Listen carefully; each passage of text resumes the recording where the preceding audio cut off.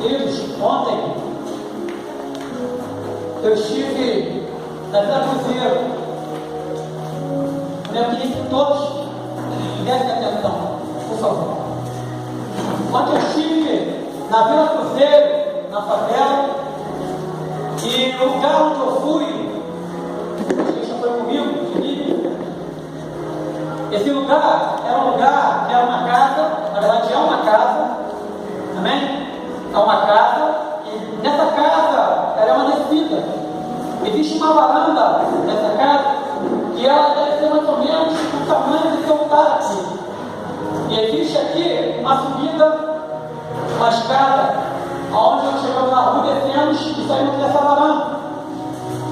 E essa casa, um missionário chamado Jô, eu não sei se vocês já viram na foto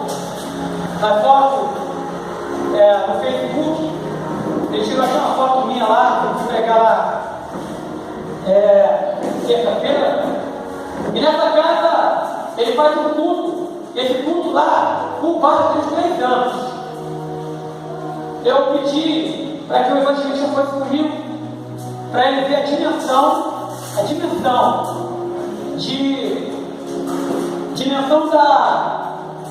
do respeito daquelas pessoas com a obra de Deus.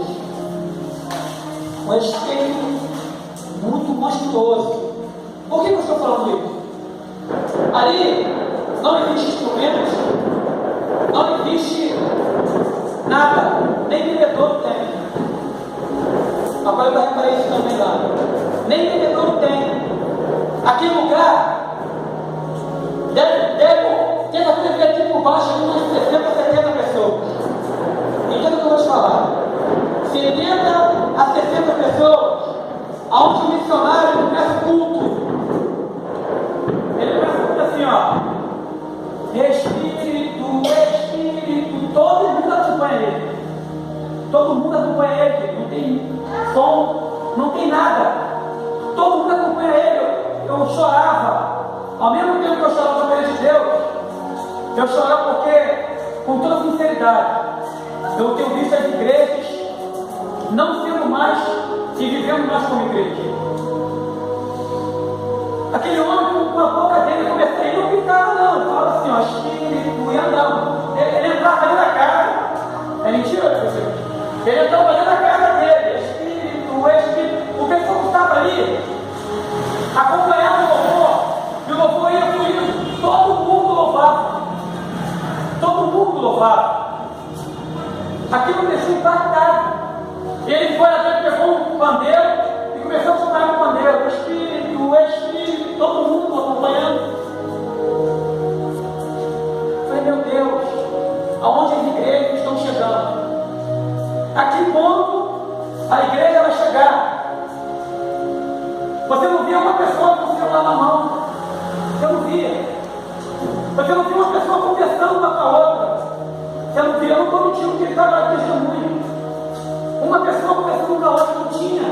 É incrível o nível de respeito daquele povo para com a obra de Deus, com aquele homem.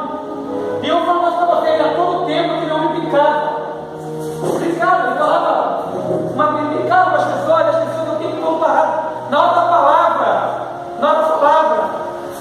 ninguém levantou para ir ao banheiro, ninguém levantou para beber água, ninguém conversava, porque eu estava pregando, porque lá é um corredor, eu fiquei aqui encostado, eu não tinha como me mexer, e lá na boca, não tem microfone, não tem nada, não tinha esse som, não tem nada. Eu na boca pregando, a multidão da rua, ficou lá em cima olhando para a água, olhando para baixo, e eu pegando, eu estou falando aqui, eu pegava para eles, e você olhava todo mundo assim, ó, sedento pela palavra, sedento. Eles entenderam o que realmente Deus tinha para poder oferecer para eles. Eu fico impactado que às vezes eu vou em algumas igrejas, e as igrejas têm condições, as igrejas têm um instrumento, um ministério de louvor abençoado, e as pessoas conversam, as pessoas ficam desatentas. Meu Deus, aonde vamos chegar? É uma falta de honra para com Deus muito grande. Isso aqui acontece aqui não. Estou falando que acontece lá. Eu estou falando porque eu fiquei impactado com respeito àquele povo. Eu fiquei impactado. A hora que o missionário parava para falar sobre alguma coisa, porque eu levei lá para ele ver, ele tinha ido lá outras vezes. Lá no curso de libertação, sabe como é que é a libertação dele? Sabe como é que é a libertação dele? Repita comigo. Todo mundo, gente, eles não falam, eles gritam. Eles gritavam, tinha uns que botavam a mão no peito assim, batiam no peito, o desejo daquele povo que está naquele lugar. O desejo daquele povo de sair das suas casas para poder adorar o Eterno e de receber uma palavra que vai vir direto do trono para eles. Sem ter um pregador, sem ter um ministério de louvor, sem ter aonde eles até sentaram, porque muitos deles ficavam em pé. O Breno Luciano também foi lá, viu? Nós precisamos nos analisarmos, filho. Precisamos, eu fiquei envergonhado naquele lugar. Fiquei envergonhado. Porque eu não me envergonhei por causa da minha igreja, nada disso. Eu me envergonhei porque eu tenho visto as pessoas desdenhando, sabe, as suas casas, no frio desse, para vir para o lugar, para vir para a igreja, para ir para as igrejas. E o que acontece é que as pessoas ficam dispersas. As pessoas ficam dispersas. Aonde elas precisavam entender que elas vêm para um lugar para adorar o Eterno, o Criador dela. Teria que ser o melhor momento do dia para aquela pessoa. O melhor momento do dia foi o que eu vi ontem naquele lugar. Foi o que eu vi ontem naquele lugar. Ele encerrou o culto. Ele encerrou o culto. Simplesmente contou o louvor, que ele é muito ruim para louvar, que ele deu para louvar para caramba. Ele começou a cantar o louvor lá e a pessoa começou a acompanhar. Gente, sabe o que é fora? É para essa igreja quiser lotar. 70 pessoas tinham lá mais ou menos. Ninguém ficou com as portas fechadas. Incrível. Eu fui impactado. Imagine você que foi a primeira vez, você que foi a primeira vez. Precisamos nos atentar a isso, queridos. Precisamos nos atentar a isso. Não é o ministério do louvor que vai fazer você entender que você precisa adorar. Não é. Não é o ministério do louvor, não é o pastor Rony que está aqui em cima, que vai fazer você entender isso. Você, na verdade, já nasceu com isso. Porque ele te fez para você adorar ele, para você engrandecer o nome dele. E quando chegamos em um lugar chamado congregação, o nosso pensamento tem que ser só um: adorar o Senhor. Desligar sua mente dos seus problemas, desligar sua mente das situações que muitas vezes estão te limitando, te paralisando. É você entender que você vai começar a se arrumar na sua casa para você ir para um lugar onde você vai desabafar com Deus todos os seus problemas. Mas para isso não podemos deixar escapar 10 minutos, 5 minutos, 1 minuto, 30 segundos, qualquer oportunidade que nós temos de adorar Ele, de engrandecer o nome dele. Foi essa lição que eu tive naquele lugar ontem. Foi essa lição que eu tive naquele lugar. E eu cheguei às vezes até criticar, falei, caramba, não tem uma mesa de som, não tem um violão, não tem nada. Mas o problema é que aquele povo, mesmo ignorantes que eles são, muitas pessoas ignorantes, sabe o que eles entenderam ali? Que eles são a igreja. Glória a Deus! Eles entenderam ali que eles são a igreja. Eles entenderam ali que eu sou a igreja. Quando eu pregava, os olhos deles estavam calados, olhando para mim, sem curvar até o pescoço, sedemos, querendo uma palavra, sabendo que alguma coisa que ia sair dali, daquele lugar, poderia resolver o problema dele. Então, querido, se atente a isso. Em nome de Jesus. Já tem direito de você, igreja. O Espírito Santo de Deus habita em você. Em nome de Jesus. Vamos adorar o Senhor, querido. Com toda a nossa força, alma, com todo amor.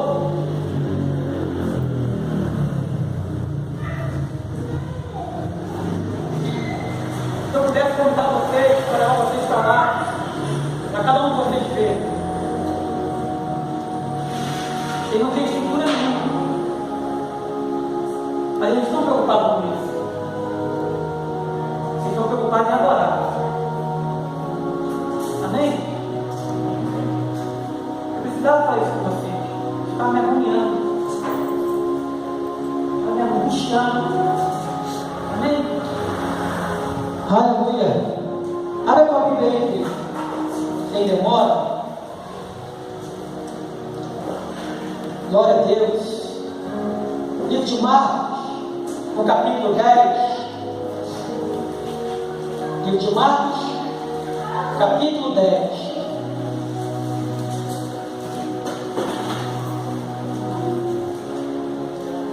Aleluia.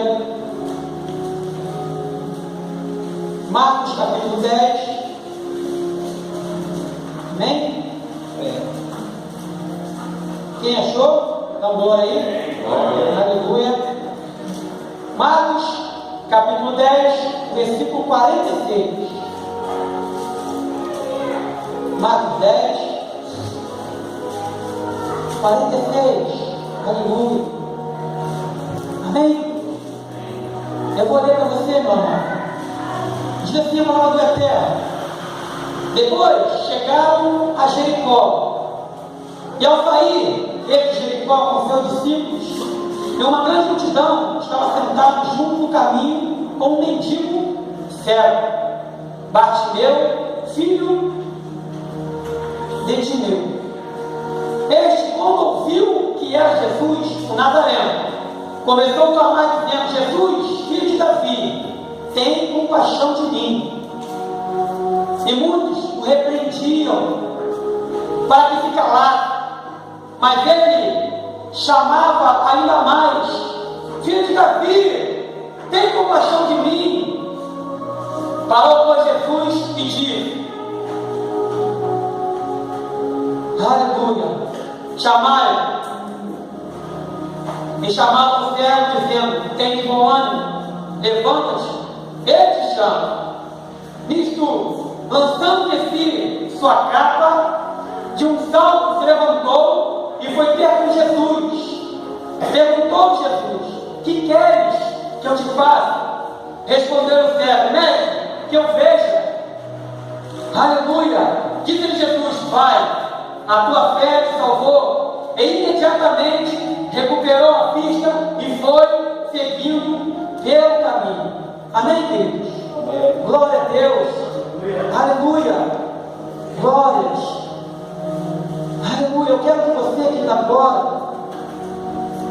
diga assim, com toda a tua alma. Amém? Diga assim, em nome de Jesus. Esquece aí o teu irmão do teu lado. Feche os olhos. Feche os olhos. Diga assim: à beira do caminho. Não, o diabo escutar. O diabo escutar. Diga: à beira do caminho. Não é o meu lugar. Repita isso: à beira do caminho. Não é o meu lugar.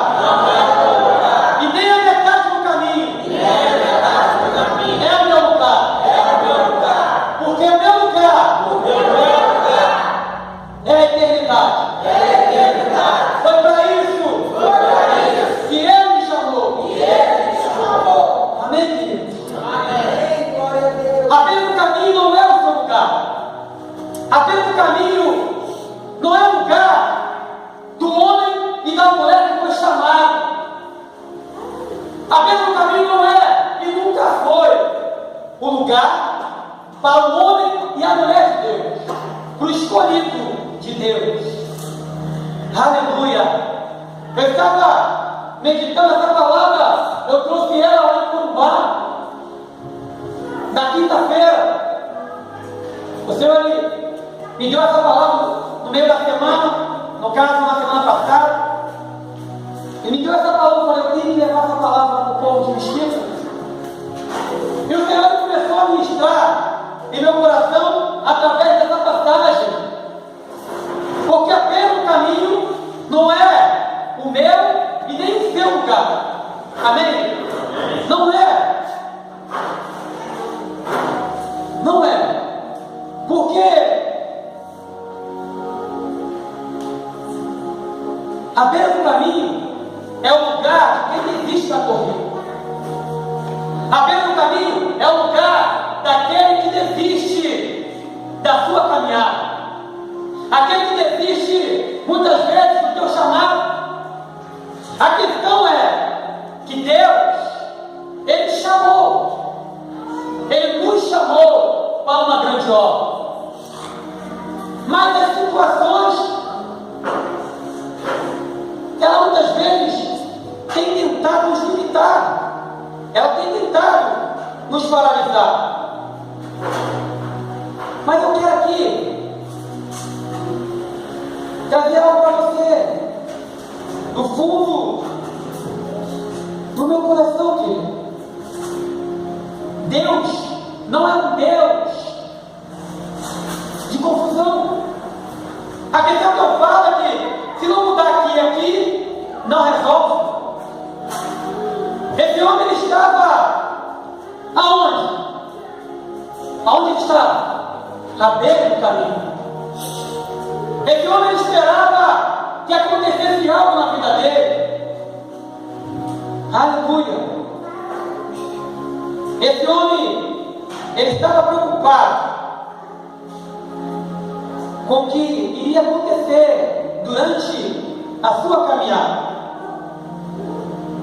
Aleluia. Mas qual era a posição que esse homem deveria tomar? Qual era a condição que ele tinha para não mais caminhar? Qual era a situação que ele vivia para ficar dentro do caminho? A primeira situação que ele se viu limitado foi a cegueira. Aquele homem, ele tinha uma cegueira tanto na alma quanto na vida física. E ele sabia que por algum motivo ele tinha limitado a sua caminhada. Aleluia. Glória a Deus. A questão é, o que esse homem teve que fazer para não mais ficar na beira do caminho? O que esse homem precisou fazer para não mais ficar limitado na beira e na metade da sua caminhada? Existiam alguns pontos. Eu quero aqui trazer para vocês os pontos no qual Deus me trouxe para poder fazer com que você entenda isso.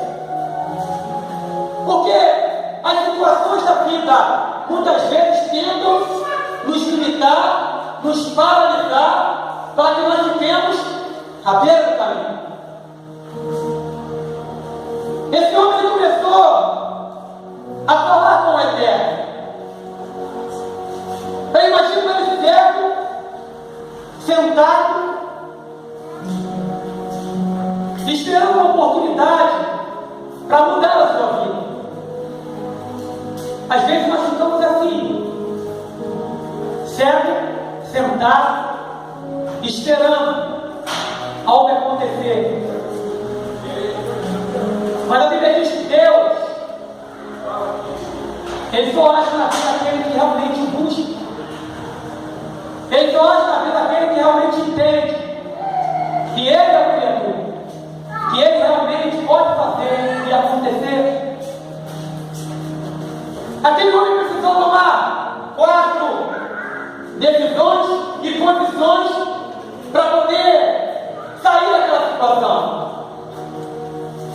Aleluia.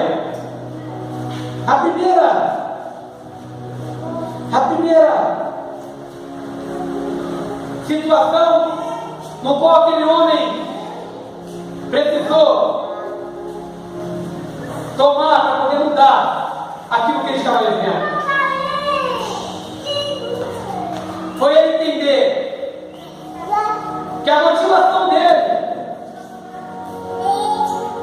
estava errada, que a motivação dele estava errada, porque muitos dos homens falavam para ele que ele não ia conseguir. Muitos dos homens falavam para ele que ele não ia conseguir sair daquela situação, que era inevitável, que era quase impossível ou até impossível sair da situação no qual ele tinha e estava vivendo. O primeiro ponto e a primeira atitude que aquele homem tomou, que são 4 as atitudes que ele precisou tomar para sair da beira do caminho. A primeira atitude que aquele homem tomou foi ouvir.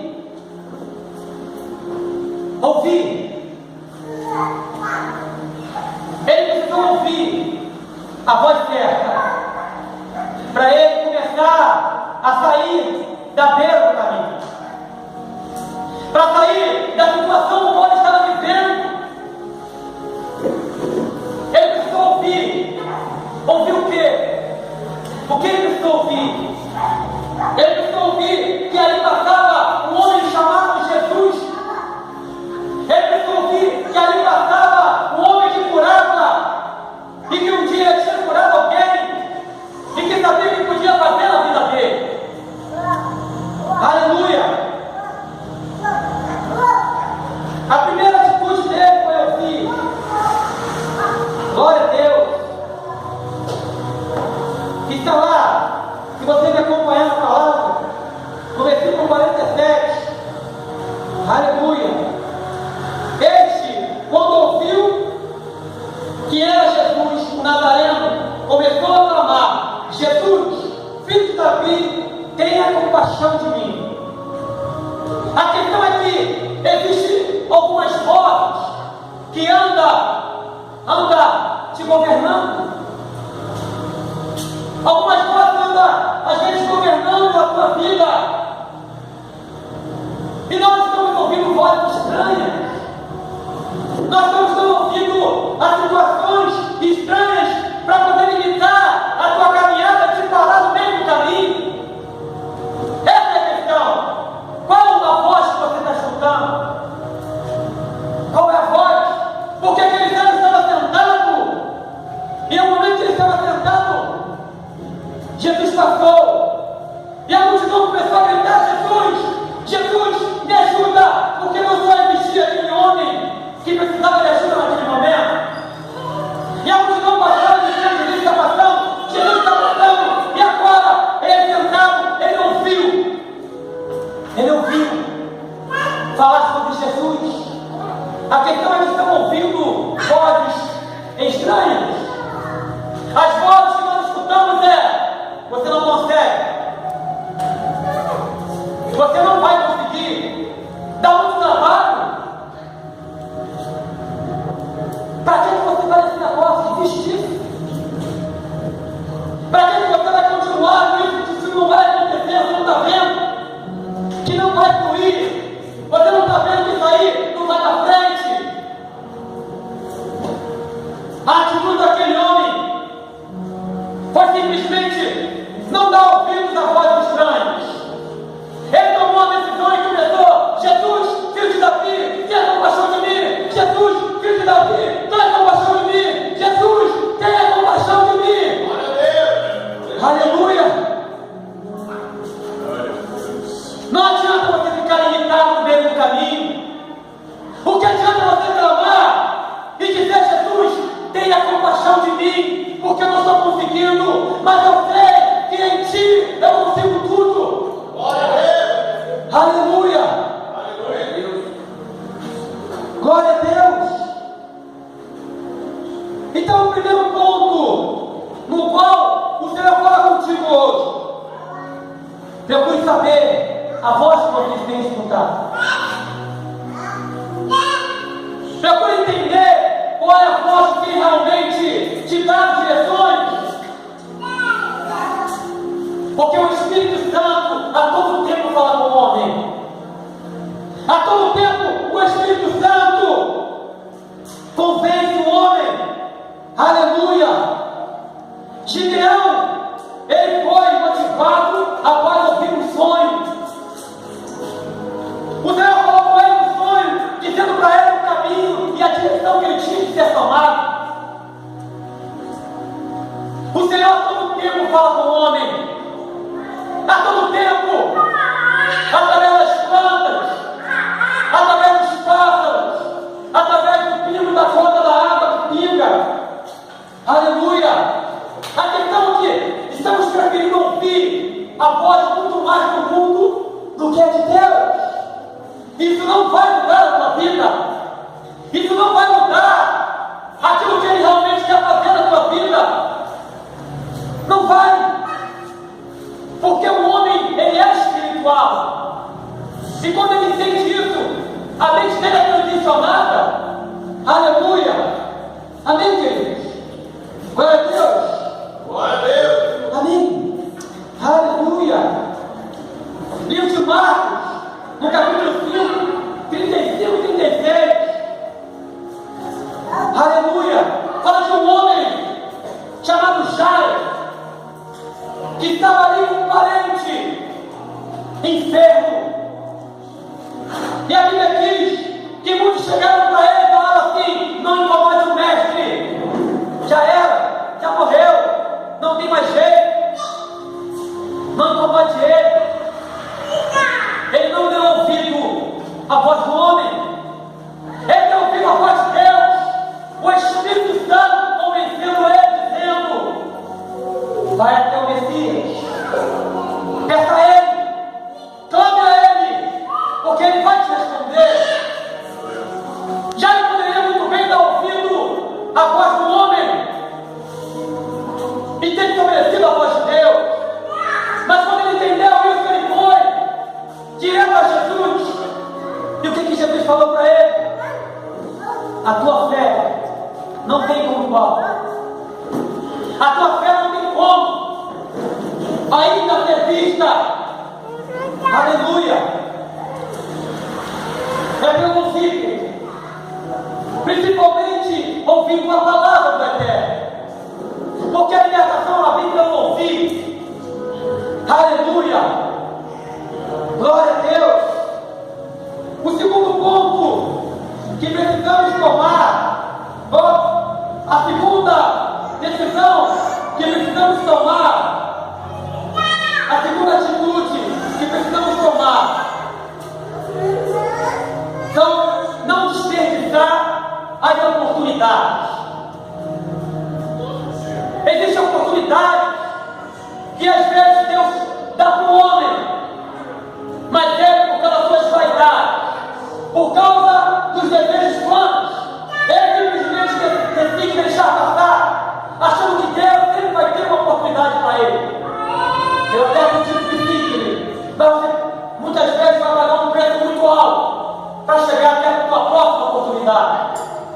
Aleluia! A Bíblia diz que a oportunidade que esse homem teve, ele agarrou com seus braços e começou a gritar. Ele entendia e acreditava que ele ia ser curado naquele dia. Existem oportunidades que precisamos aproveitar, e às vezes precisamos, deixamos passar como se fosse uma água que cai de um balde, sabendo que existe uma caixa d'água cheia que você pode pegar quando você quiser. Só que o espiritual não trabalha desse jeito, porque a Bíblia diz que o campo ele é muito grande e poucos são os trabalhadores, aqueles que colocam à disposição para receber uma oportunidade. Deus vai levantar, querido.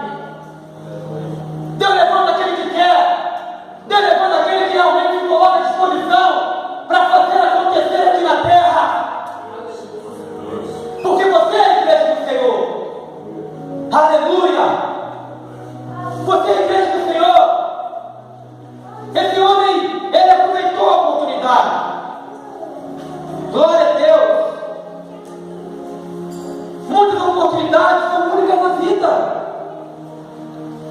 A primeira oportunidade que aquele homem teve, ele não desistiu. Ele simplesmente tomou a decisão de agarrar aquela oportunidade. A questão é que temos oportunidades diversas. A oportunidade, como eu falei, de você chegar ao culto. Isso serve para mim também, querido. Tudo que eu falo aqui, primeiro corta em mim. Se nós chegarmos a um culto onde sabemos que vai ser 1h30 e nós nos prostrarmos para o Senhor o tempo todo adorando, reverenciando o nome dele, porque ele é digno de honra e de glória. Glória a Deus. Aleluia! Essa é a oportunidade que Deus às vezes nos dá. Aquele homem sabia que aquela poderia ser a única oportunidade da vida dele. E se duvidar a última, aleluia! Glória a Deus!